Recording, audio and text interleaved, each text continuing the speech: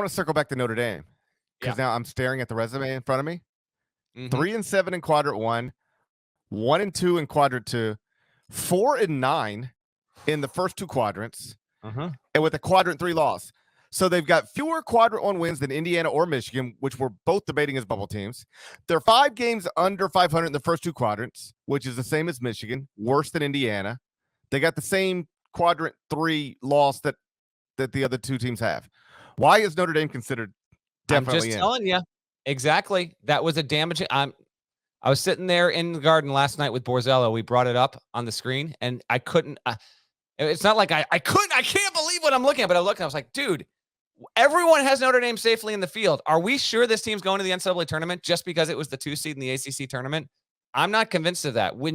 And this is what's going to happen. It's happening now. It'll happen on Saturday when the committee is putting in its teams and logging its votes, and the computer is tallying and it's spitting back out the seed scrubbing and all that. And then you put up 3 different team sheets on a screen, and they're all looking at them, right?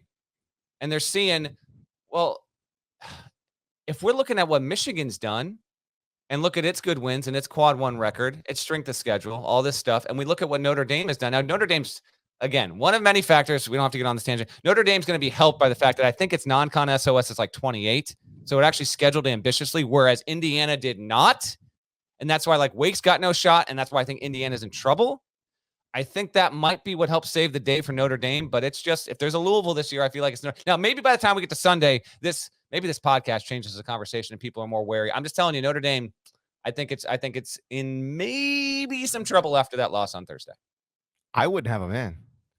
Yeah. Dude, they've won 21 games. 17 of them are outside of the first 2 quadrants. Dude. They have 4 wins. 4 wins in the first 2 quadrants. 4. They've got 4 in the first 2 quadrants. I don't see like we do on Inside College Basketball on CBS Sports Network. We'll do the blind resume stuff one time. You put that resume blindly up against Michigan, Indiana. I think any of the bubble teams, like nobody even points to that one and says that team's got to be in. Nobody would point to Notre Dame and say you got to be in. I'm with you, man. And particularly, I mean, this is why teams that are playing today, you got to be on the watch for Texas A&M, Oklahoma. Take a look at Virginia Tech now, and then if it beats Carolina, I know we're a bit all over the board here, but this is like yesterday was incredible, man. That noon window was amazing, and we just got we are in a spot here heading into the weekend. I just didn't think we'd be here. I thought we'd be heading into Friday of championship week. We'd be podcasting and we'd be talking about, 2-3 interesting bubble teams, because it seemed a lot clearer a few days ago than where we are right now, period. Because then you got, Indiana still playing to get in. I still think the A10 could have a situation. And oh, by the way, if you really look at the American, which I know no one's paying attention right now, Memphis is in for sure. Houston's in for sure. Like, SMU is as the potential to get into this tournament, my man. The American it plays Tulsa. Now, SMU cannot lose to Tulsa tonight.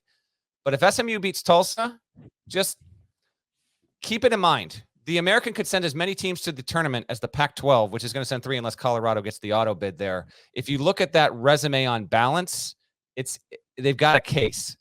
Overall, non-conference, there's not a ton there. I just bring up all these teams to say, GP, the next 24 hours are going to be super interesting, because we got, for as weird as Wednesday was, when you had Xavier losing, Wake Forest losing, and you had these teams near the bubble line just killing themselves. I know it's just one game, but then you step back and you see what else other teams are doing to move. Thursday made up for that with teams that really helped their case, and no team got a bigger win than Oklahoma, which was genuinely stunning.